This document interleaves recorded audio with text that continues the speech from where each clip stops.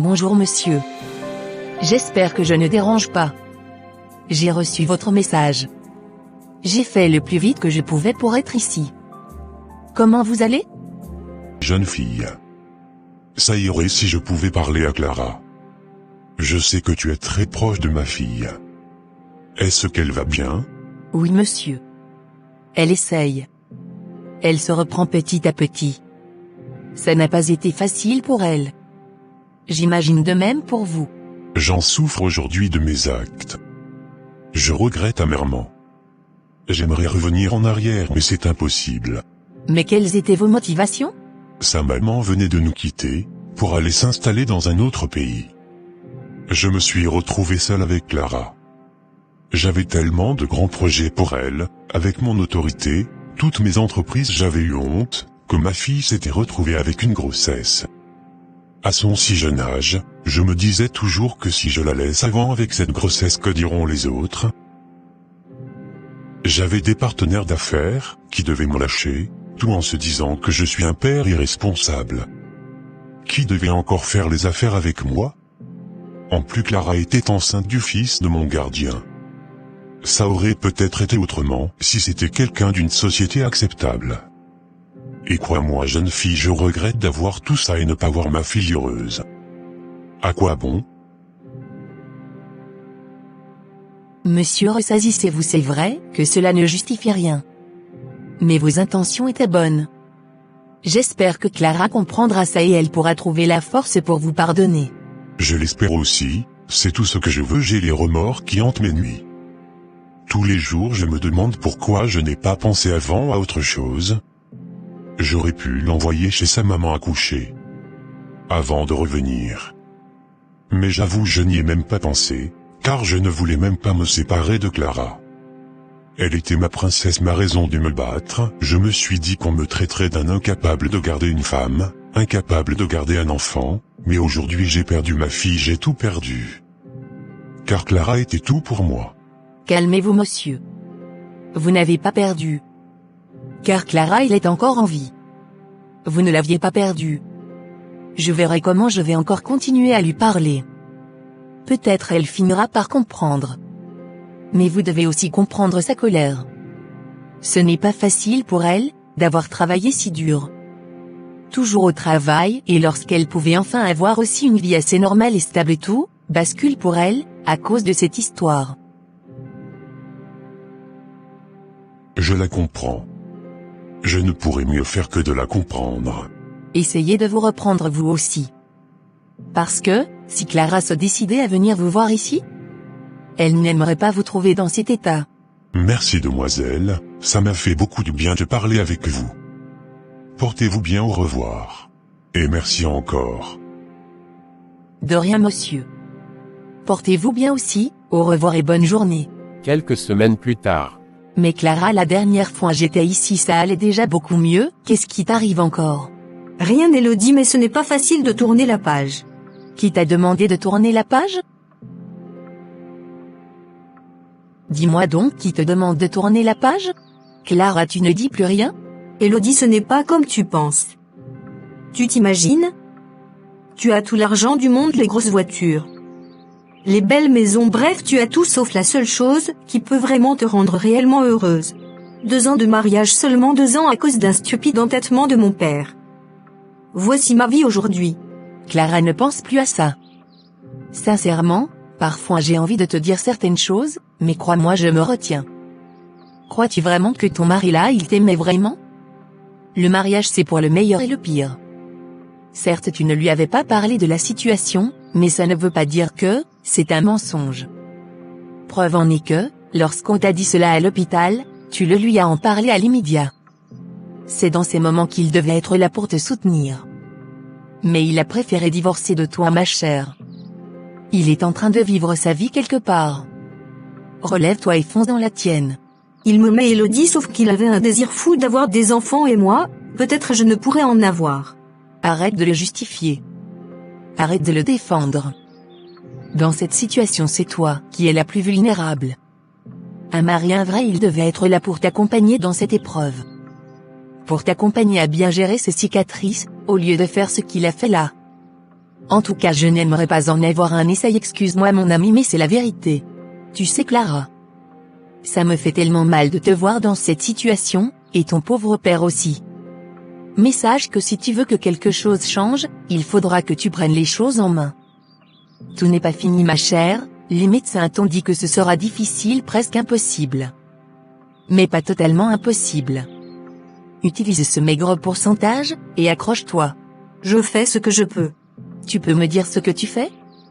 En dehors de rester ici pleurer. Te morfondre et manger des tonnes de friandises? Clara, ce que je peux te conseiller, c'est de commencer par aller voir ton père. Le pauvre, ça fait des mois qu'il est là-bas tout seul sans visite. Le chagrin veut le tuer. C'est compris. Je vais voir. Il ne faut pas seulement voir. Tu as besoin de lui. Lui de toi. Tu ne peux pas en vouloir Théo de ne pas t'avoir pardonné, et par ailleurs tu refuses de pardonner à ton papa. Excuse-moi. Mais en quoi est-ce que tu es différente de Théo? Non. Ne nous compare pas. Loin de là. Mais ma chérie, les faits sont là. Ou tu me prouves le contraire? Clara a réfléchi pendant 3 bons jours, et s'est finalement décidée d'aller rencontrer son père à l'hôpital. Clara. Ma fille. Oui papa.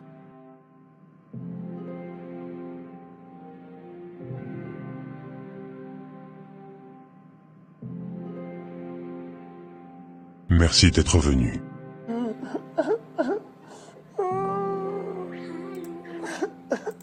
Papa s'il te plaît arrête de pleurer.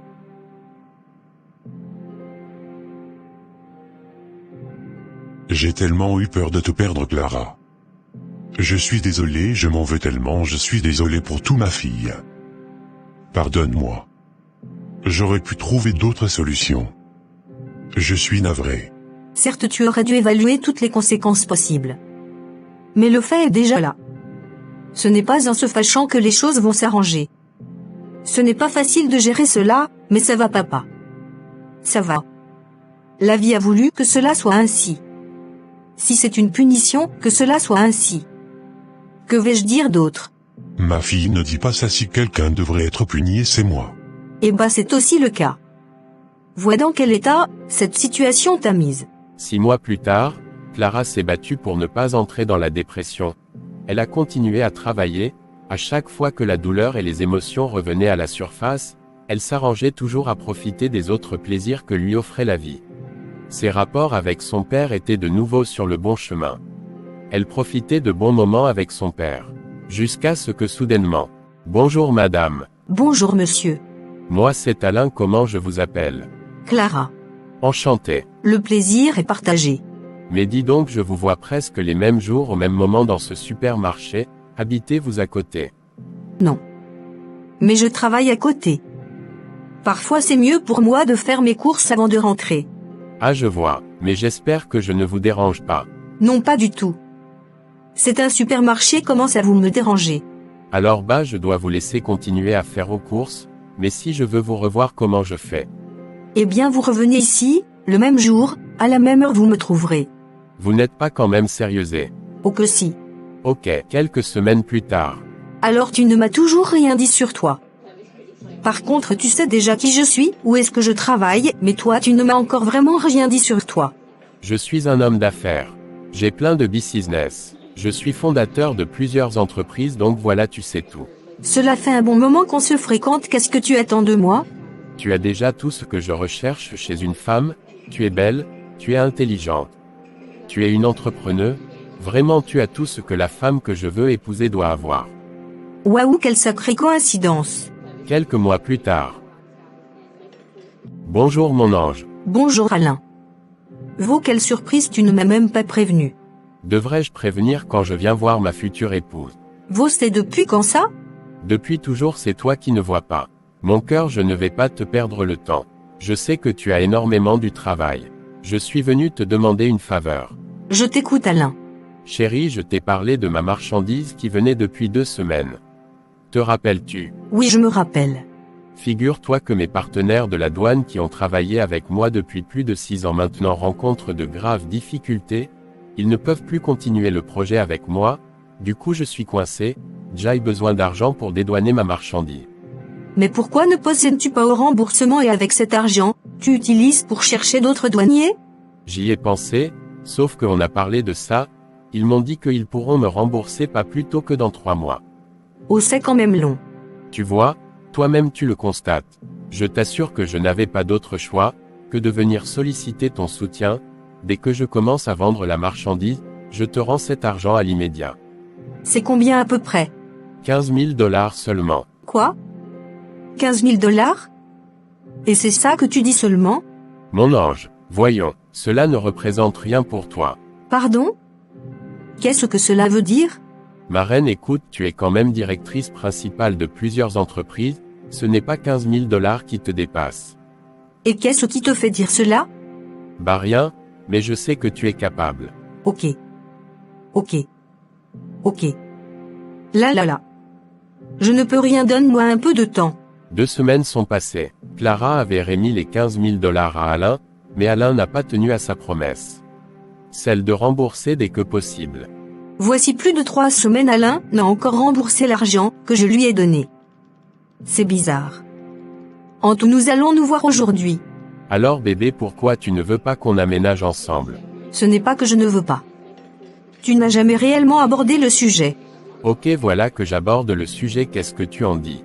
Ok, je t'écoute. Chérie, arrête de vouloir tout gérer comme une administration.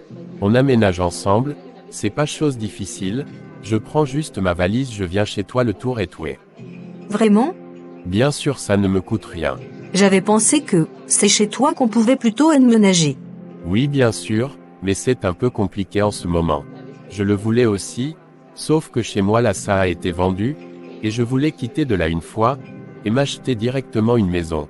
En attendant, moi je trouve que c'est mieux qu'on s'installe d'abord chez toi, bah c'est si tu veux ou tu peux toujours attendre pour que je finalise avec l'achat de la maison.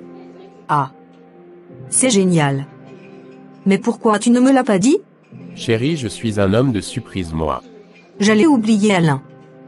Tu ne m'as pas encore fait le dépôt de l'argent que je t'ai donné la dernière fois. As-tu oublié? Tu étais censé déjà le remettre.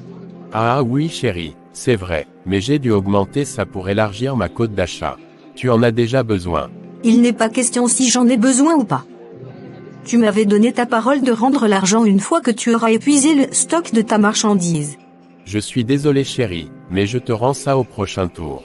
N'oublie pas cette fois-ci. Quelques mois plus tard, Alain et Clara vivent déjà ensemble. Ton amie Elodie là, qu'est-ce qu'elle fait? Elle est institutrice, pourquoi tu demandes? Pour rien, juste que je ne la sens pas trop. Dans quel sens? Je la trouve bizarre. Bizarre? Pourquoi tu le dis? Peut-être c'est moi qui vois mal. En tout cas, je peux me tromper. Quelques semaines plus tard. Clara, tout à fait de plus en plus rare. Je dirais la même chose pour toi. Ah bon? Par contre, je t'ai appelé ces dernières semaines, mais tu n'as plus de temps pour qu'on puisse se rencontrer. Effectivement, Elodie, j'ai beaucoup de travail en ce moment. Tu as toujours eu beaucoup de travail, ce n'est pas maintenant que je te connais. Mais on a toujours eu le temps de se voir. Désolé mon ami, je ferai un peu plus attention. Sinon comment? Ça va et toi? Je vais bien, merci. À propos, je tenais à ce qu'on se voie, parce que j'avais quelque chose de très important à te dire. Vas-y, je t'écoute. La dernière fois tu m'as dit que ton mec là, Alain. Qu'est-ce qu'il faisait encore? Il fait dans l'import-export. C'est qu'il t'a dit?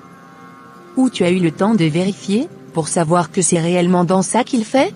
C'est vrai que je n'ai jamais vérifié, mais tout le temps lorsqu'il est à la maison, il parle tout le temps au téléphone avec ses partenaires, les rendez-vous pour récupérer les marchandises, le transport, l'embarquement des marchandises. Je vois pas pourquoi je devais vérifier ça, en plus c'est quelqu'un de bien. Pourquoi toutes ces questions? Tu as quelque chose à me dire?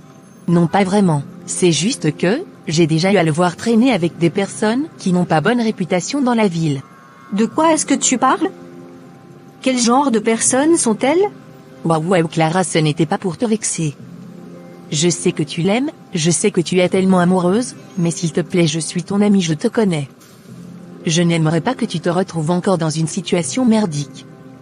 Essaie de voir de près ce que ton homme la fabrique avant de faire quoi que ce soit. Elodie, si tu as quelque chose à me dire, dis-le-moi, ne me mets pas dans le suspense. Tout ce que je sais, c'est ce que je t'ai dit. Je t'ai dit que, j'ai déjà eu à le voir plusieurs fois à des jours différents, des moments différents avec des personnes pas très catholiques. En tout cas je peux me tromper. Dis-moi alors on part dans quel resto? Ça fait longtemps on n'a pas mangé un bon plat ensemble. Ça ne sera pas possible pour cette fois, dommage je n'ai pas d'argent. La prochaine fois. Ce n'est pas grave Clara. Allons, je vais payer. Vraiment. Bien sûr pourquoi ça t'étonne? Non ça va. Une semaine plus tard. Chérie j'ai invité Elodie à passer le week-end avec nous. Tu sais quand son mari est en mission, j'avais souvent l'habitude de passer le week-end avec elle, j'espère que ça te dérange pas. Tu me demandes ou alors tu me le confirmes. En tout cas ça me prouve que, je n'ai rien à dire sur quoi que ce soit dans cette maison. Par contre je t'avais déjà dit que, je ne sens pas trop ton amie là. J'ai l'impression qu'elle n'est avec toi, juste pour profiter de tes services. Le week-end.